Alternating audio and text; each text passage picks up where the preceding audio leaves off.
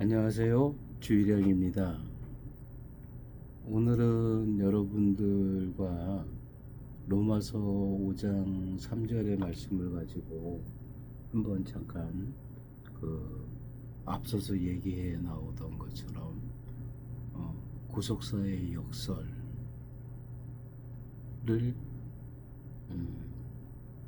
그러니까 구속사의 역설이 성경 속에서 어떻게 반영되어서 나타나고 있는 것인가, 그 부분에 대해서 좀 말씀을 드리고, 여러분들이 우리 합신의 이제 원로 목사로 있는 남북교회 박영선 목사님이라는 분이 있는데, 그분의 설교를 들으실 때 이런 구조로 이렇게 설교를 하시는 거였구나, 맨날 똑같은 것 같지만 거기서 이렇게 의미들이 차이가 지는 거구나 라는 거를 여러분들에게 좀 이렇게 배경을 좀 설명을 드려서, 여러분들이 이 공인된 분의 어떤 그 설교를 통해서 성경을 이해하고 또 성경에 나타나 있는 하나님을 온전하게 바라볼 수 있는 시선을 이렇게 조금 만들기 위한 기초를 조금 다져드릴까 하는 생각을 좀 해봅니다. 이 환난 중에 즐거워한다라는 말씀은 늘 이렇게 타락과 동시에 구원이 있고, 구원과 동시에 타락을 향해 나아가는 인간을 그래도 품고 계신 하나님에 대해서 잘 설명해 주는, 그리고 그 핵심적인 어떤 내용이 이제 그리스도의 구속 안에서 이렇게 반영되어서 구속사의 역설 속에서 동시성이라는 그 내용이 다시 한번 또 이렇게 그 뼈대가 쭉 이어져 나오는 그 본문이다, 이렇게 말씀드릴 수 있어요. 그러니까 환난이라고 했을 때 이 환난은 짓눌림이거든요. 억압되고 짓눌린 것이 외적으로만 뿐만이 아니라 내적으로, 그러니까 전인격이 짓눌림으로 인하여서 거의 이제 지내기 마른다라고 할 그런 어떤 눌림을 당하는 어떤 형태, 그거를 이제 환난이라고 말할 수 있는데, 그 환난 속에서 어떻게 사람이 즐거워할 수 있을까?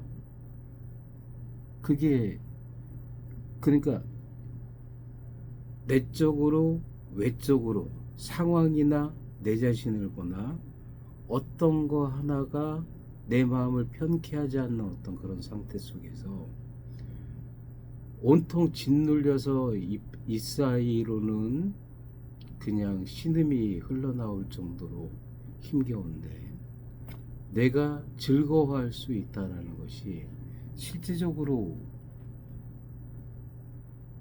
우리 자신을 봤을 때는 가능한 얘기가 아니죠. 늘 말씀드리는 건데, 우리에게 있는 모든 것은 우리 외부로부터 온다라는 내용을 가지고, 우리가 환난이라는 것 속에 억눌려 있음에도 불구하고 우리가 갖고 있는 기쁨, 그 즐거움이 나로 인하여서 형성되는 게 아니라 내 밖으로부터 나에게 주어지는 것이다 라는 이 의식을 가질 때, 그러면 이 의식 속에서 우리가 우리 외부를 향해서 눈길을 향할 때, 그때 거기에 우리의 즐거움이 있다라는 거예요. 그러니까 하늘이 무너졌어요. 솟아날 구멍을 봐요. 그럼 살아요. 그러니까 불뱀에게 물렸어요. 그래서 고통 중에 죽어가고 있는데 노뱀을 세웠어요. 눈길을 들어서 노뱀을 보면 살아요. 근데 눈길을 들어서 하면서 이렇게 보는 게 아니라 끝끝내 저게 무슨 소용이 있을까 하면서 자기가 지금 불뱀에 물린 고통 속에 쏙 빠져들어 버리고 그 광야 속에서 어떻게 치료할 수 있는 방법도 없는 어떤 이런 상황에 그냥 더 짓눌려 버리면 인간은 솔직히 무기력해집니다. 원래 무능력한 데다가 무기력까지 찾아와 버리면 인간은 도저히 헤어나올 방법이 없이 그 상황에 함몰되어서 결국에는 하나님의 구원의 손길을 볼 수 없는 상태가 되어버리죠. 그러니까 이런 어떤 그 짓눌림 속에서 나의 기쁨의 근원이 나의 밖에 있다. 나의 형편과 처지로 내 기쁨이 형성되는 게 아니라 나에게 주어지는 기쁨은 내 밖에 있다. 이 의식을 여러분들이 한번 곰곰이 이게 정말 맞는 말인가 한번 고민을 해보세요. 고민을 해보시면은 내가 나로 인하여서 기뻐하는 것인가?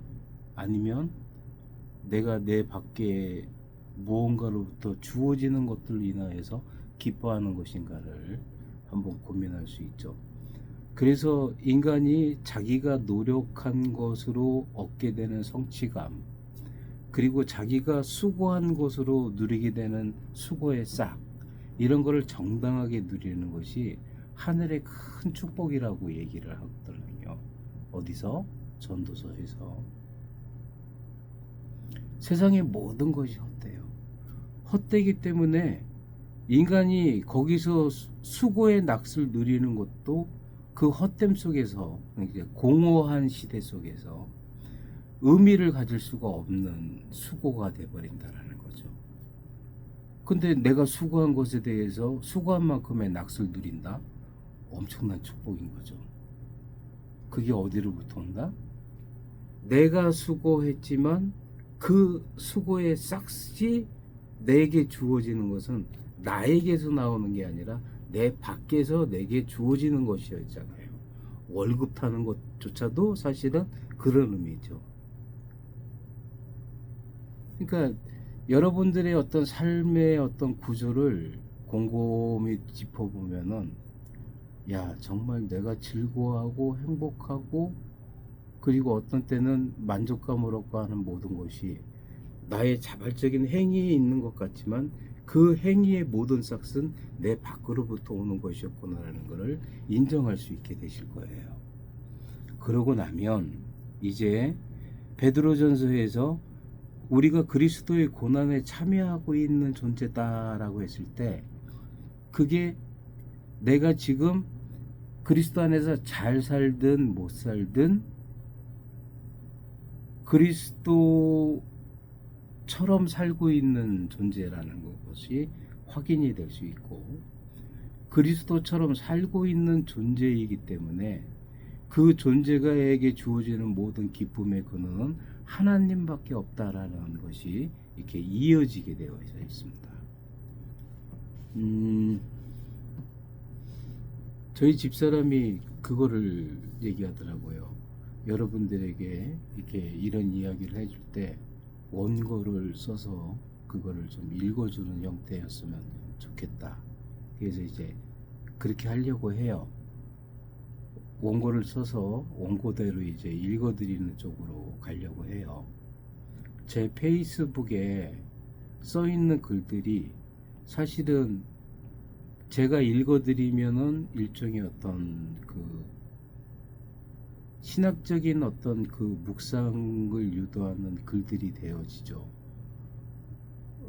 페이스북에 보면은 페이스북에 주의량으로 제가 올려져 있고, 요즘은 글을 올리고 있지는 않는데, 그런 식으로 원고를 써가지고 읽어주는 것을 통해서 여러분들이 가지런히 정리할 수 있도록 이렇게 조금 선한 마음을 가지고 선하게 이렇게 해나가려고 마음을 먹는데, 근데 일단은 지금은 제가 여러분들하고 즉흥적으로라도 여러분들의 시선을 자꾸 이렇게 만지는 시간이 좀 필요하기 때문에 오늘도 그냥 이렇게 그냥 장황하게 이렇게 말씀을 드리는 거예요. 목적은 하나예요. 환난 속에 즐거워할 수 있다. 그 즐거움은 나의 밖에서 오는 것이다. 그러면 내 밖으로부터 오는 기쁨의 근원은 무엇인가? 성경은 이 부분에 대해서 어떻게 이야기하고 있을까? 그거를 이제 밝혀드리려는 거죠. 그리스도의 고난에 참여한 존재다, 이렇게 얘기를 해요. 그리스도의 고난에 참여한 존재이기 때문에 구원받은 자들의 어떤 그 구원받은 그 인격, 그 삶이다라는 것에 대한 어떤 반증은 항상 고난이라는 것을 통해서 이게 그 빛을 드러내게 되어 있다. 그리스도의 인격은 고난을 통해서 얻어지는 인격이지, 그저 인간이 자기 어떤 자발성을 가지고서 만들어 나갈 수 있는, 수양할 수 있는 인격은 아닌 것이다 라는 것이 성경의 이야기죠. 그럼에도 불구하고 그리스도의 고난에 참여하고 있다라는 이 베드로전서 4장 13절의 말씀은 뭐냐면, 네가 지금 어떻게 살든 그리스도의 고난에 참여한 자로 살고 있는 거야. 지금은 그렇게 살고 있지 못하다 할지라도, 아니면 스스로 생각할 때 내가 지금 하나님 뜻대로 살고 있는 게 아니니까 난 지금 하나님 자녀답지가 못해. 그리고 어떤 때는 내가 진짜 하나님만 의지하고 있는 마음이 있는 걸 내가 확인하니까 내가 하나님 뜻대로 살고자 하는 그런 어떤 존재인 것 같아. 이렇게 하면서 내 자신을 나는 구분할 수 있지만 나의 좋음과 나의 나쁨을 가지고서 나를 내가 스스로 판단해 나가면서 나를 정죄하면서 자책할 수는 있지만, 하나님께서는 이거를 하나로 보신다라고 했어요. 그게 동시성이거든요. 하나로 보시기 때문에 내가 지금 그리스도의 고난에 참여한 존재로 사는 삶이라는 것에 대해서 하나님은 한 번도 부정하지 않고 있다라는 게 히브리서의 선언이에요. 그러니까 내가 잘났든 못났든 하나님을 의식하고 있는 그 의식 하나 자체가 그게 생명의 능력이고, 그것을 통해서 내가 지금 어떤 모습으로 하나님 앞에 부끄러운 모습이라 할지라도 하나님께서는 나를 그리스도 안에서 바라보고 계시다라는 거예요. 그리고 그리스도 안에서 그리스도의 고난에 참여한 존재로 살고 있는 중이라고 붙인다는 거죠. 그렇기 때문에 그리스도 고난에 참여해서 살고 있는 중으로 우리의 인생을 보시기 때문에 하나님께는 이미 내 인생의 말미가 하나님께는 현재로 다가와 있는 거예요. 대신 여러분들이 의식해야 될 건 그거죠. 야, 내가 어떻게 살든지 간에 그리스도의 고난에 참여해서 살고 있는 것으로 하나님께서 나를 바라보고 있다라는구나. 이게 성경의 선언이구나. 그럼 그 앞에서 내가 어떻게 살아야 될까? 여기서부터 믿음의 역사가 시작되는 거예요. 믿음이라는 것 자체가 이렇게 형성되어져 있고, 하나님이 나를 이렇게 보고 있구나. 이게 믿음이에요. 그리고 그 순간부터 앞으로가 믿음의 역사를 일으키는, 믿음이 그 자체의 능력으로 우리를 이끌어가는 생명의 역사가 일어나게 되는 거거든요. 그 생명의 역사가 일어나는 과정에 드러나는 가장 귀한 열매는 하박국서 3장에 나는 여호와로 말미암아 기뻐하리로다 라는 자리로 가는 거예요. 아, 나를 이렇게 바라봐 주시는 하나님이 계시구나. 그 하나님이 계시다라는 것 자체가 내게 위로가 되고 힘이 되고 능력이 되는 그 역사가 시작되는 거라고요. 그리고 내 기쁨의 근원이 사실은 하나님 자체이지 하나님으로부터 주어지는 어떤 것, 은혜들, 각종 은사들, 이런 것들이 내 기쁨의 근원이 되는 게 아니라 이런 모든 것을 주시는 그분이 나의 기쁨의 근원이 되는 것이구나 라는 것을 바라볼 수 있게 되죠. 그렇게 되면 참 좋겠죠? 좋아요. 이렇게 하나님을 바라보기 시작하면은 말씀이 다르게 인식됩니다. 여러분들은 베드로전서 4장에서 얘기하는 어떤 그 불시험이 여러분을 정결케 하는 은혜의 불이라는 것을 여러분들은 다 인정들을 할 거예요. 불시험으로 우리를 연단하신다. 정련하신다. 정결케 하신다. 그러니까 그 고난이 끊임없이 우리를 연단하는 과정이 끊임없이 주어지는 것이기 때문에 야, 그리스도를 믿음으로 말미암아 우리에게 뭐 평탄한 길, 순탄한 길, 그리고 모든 것이 뭐라고 얘기할 수 없는 어떤 그 풍요의 길, 이런 게 아니라 고난의 길이 예비되어 있다는 거구나. 근데 그 고난이라는 것이 사실은 나를 정결케 하기 위한 것이구나. 그러니까 지금 내가 짓눌려 있어도 근심할지라도 근심하는 자 같으나 항상 기뻐할 수 있는 자이구나 나는. 그렇게 고린도 후서의 내용까지 이르게 되는 거라고요. 그러니까 그래, 어차피 인생은 기륭화복이 번갈아 가면서 내게 다가올 거예요. 그리고 나의 모습은 어떤 때는 하나님 자녀 같고 어떤 때는 아닌 것 같고 하는 나의 어떤 판단으로 인해서 내가 내 자신을 먼저 판단하고 내 자신을 판단한 그 판단의 그 척도를 가지고서 다른 사람을 또 판단할 거예요. 그래서 하나님께서 고스란히 내가 판단한 것으로 내가 고스란히 판단받게 하실 거예요. 근데 이런 모습 속에 있다 할지라도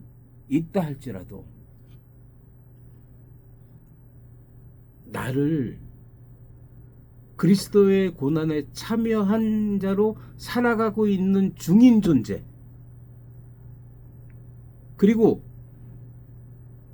나를 향한 기쁨의 근원이 당신 자신이라는 것을 밝히기 위한 하나님의 계시계명이 한순간도 끊어지지 않는 존재로 내가 지금 있다라는 것을 여러분들이 꽉 붙잡으셔야 됩니다. 그래서 사실은 이게 이제 신론적 성경 해석이라는 어떤 틀 속에서, 신론적 성경 해석의 틀이라고 얘기하면은 삼위일체론적 성경 해석의 틀이라고도 얘기를 해요. 그리고 이제 그런 데에서 유달리 그 사색의 깊이가 깊으셨던 분이 어거스틴이었고요.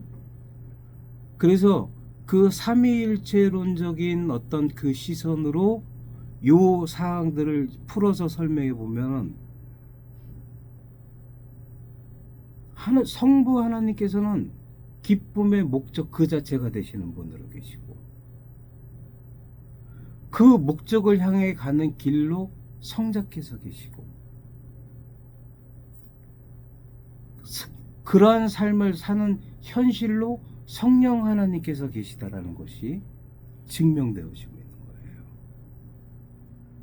그러니까 성령 하나님께서 이끌어 가시는 이 삶의 현실 속에서 내가 어떤 모습으로 잠깐 치우친다 할지라도 나를 인도해 가시는 성령 하나님을 바라보면은 나는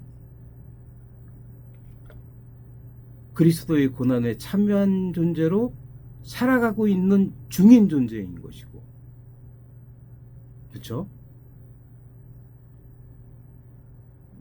아니에요? 그렇습니다. 그런 존재이니까 이제 그 길을 걸어가라는 거예요. 삶의 현실이 그렇게 확증되어져 있으니까 그 속에서 과감하게 길을 걸어라.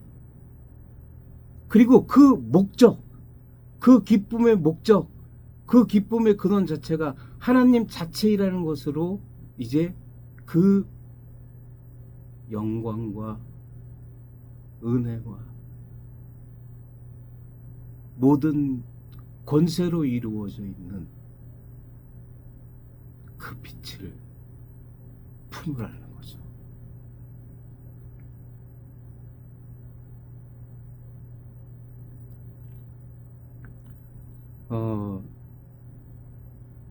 이러한 틀 속에서 고난이 성화의 거룩한 도구다라고 얘기하시는 그 박영선 목사님의 설교가 이해되어질 수 있을 거예요. 그냥 막연히 들으면 성부 하나님께서 목적이 되시고 성자께서 그 목적을 향한 길이 되어 주시고 그 길 속을 걸어가는 우리의 삶 자체가 성령 하나님의 품 안에 있다. 성령 하나님이 우리의 삶에 현실이 되어 주시는 역사가 있다. 인도의 역사. 이것을 가장 적절하게 설명하기 위한 그 기초가 구속사의 역설로서 존재하는 동시에라는 거예요.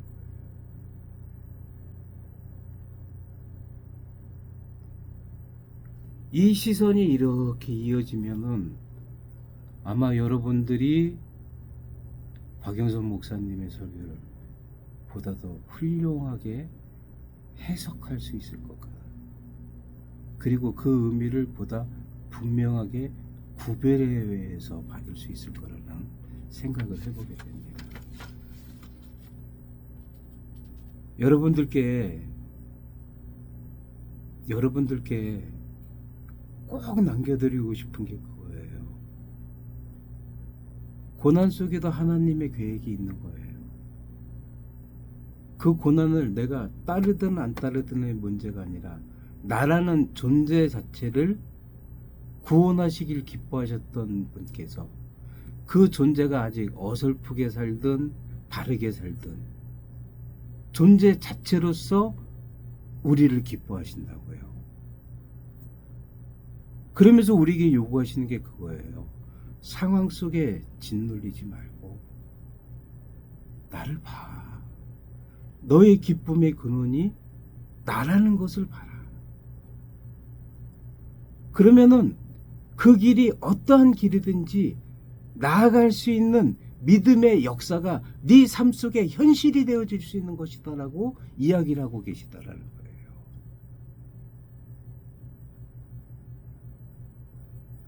저는 이 점이 너무나 안타깝습니다.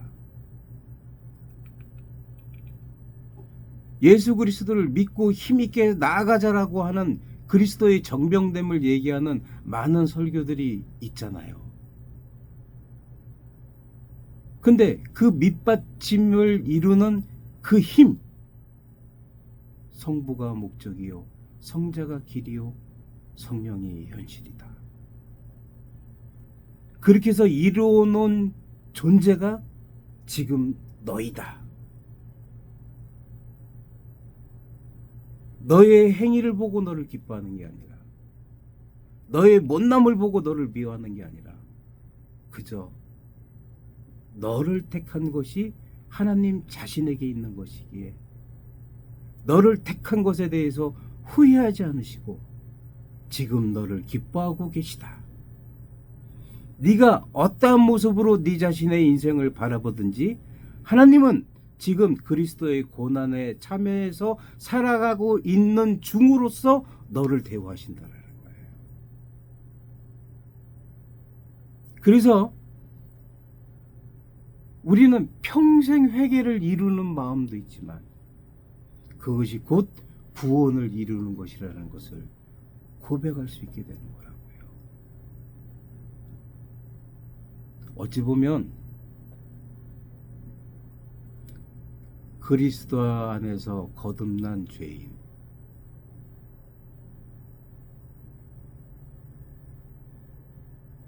의인된 죄인,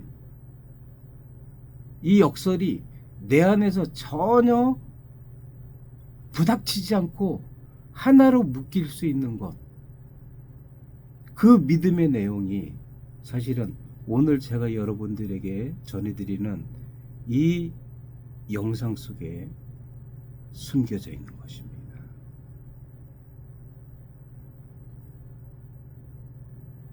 이제 그거를 여러분들이 발견하시고 싶으시면은 제가 앞으로 올려드리는 영상, 그리고 제가 한 절 한 절을 이렇게 그냥 이렇게 보아 나가면서 여러분들에게 짤막하게 코멘트 해드리는 것들에 대해서 잘 정리하실 수 있길 바라요. 이제는 신학의 모든 것은 AI를 통해서 다 밝혀지는 시대가 됐어요. 그러나 그 AI가 죽어도 바라볼 수 없는 것, 그 내용들, 그게 뭐냐? 제가 오늘 말씀드리는 내용들이에요. 제가 말씀드리는 내용들이 영 이해가 안 간다 싶으면 GPT나 리튼이나 제미나이를 열으셔가지고 여러분들이 궁금해하는 거를 한번 물어보세요. 그러면 보편적인 내용이 쫙 나올 거예요. 그 보편적인 내용을 통해서 제가 여러분들에게 이렇게 묶어드리는 이 내용을 잘 품으실 수 있기를 바랍니다. 물을 마시게 해드릴 수는 없잖아요. 여러분들이 마실 물은 여러분들이 하나님 앞에서 기르셔야죠. 단지 저는 안내자 역할은 해드릴 수 있다는 거죠. 그분의 길을 걷고 있다는 것, 여러분은 지금 그분의 길을 걷고 있기 때문에 이런 영상들을 찾아보시는 겁니다.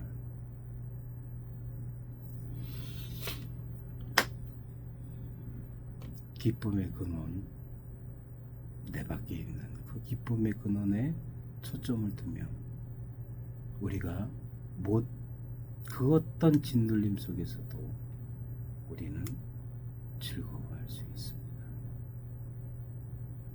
환난 중에도 기뻐할 수 있는 것입니다. 기도하시죠. 걸어가고 자비로우신 아버지 하나님, 환난 중에도 즐거워할 수 있는 그 마음의 구조들을 우리가 하나님의 계시를 통하여서 우리 마음에 새겨볼 수 있도록 도와주시옵소서. 그리하여서 초대교인들의 삶의 지경을 가뿐히 지려받고 오직 믿음으로 그리스도를 향해서 나아가는, 그리스도보다 더한 고난이 약속되어 있음에도 불구하고 해골로 남겨져 우리에게 믿음을 증거하는 것으로서 그들의 기쁨을 누릴 수 있었던 그 믿음의 신묘한 능력과 역사 속에 우리가 한 걸음 더 다가설 수 있도록 은혜를 내려 주시옵소서. 기쁨의 목적이 성부 하나님 자신이시며 그 기쁨의 목적을 향한 그 길이 우리 성자 예수 그리스도를 따르는 길이, 아니 어찌 보면 그리스도 자체가 길이시기에 그리스도에게 참여한 존재로서 그 길에 있는 자이기에 반드시 기쁨의 목적된 그 하나님 자체, 그분 자신에게로 우리가 이끌려질 수 있다는 것을 우리가 신뢰하게 하여 주시며, 이 신뢰의 삶의 현실이 곧 성령 하나님의 은혜 가운데 있는 것임을 우리가 기억할 수 있도록 은혜를 베풀어 주시옵소서.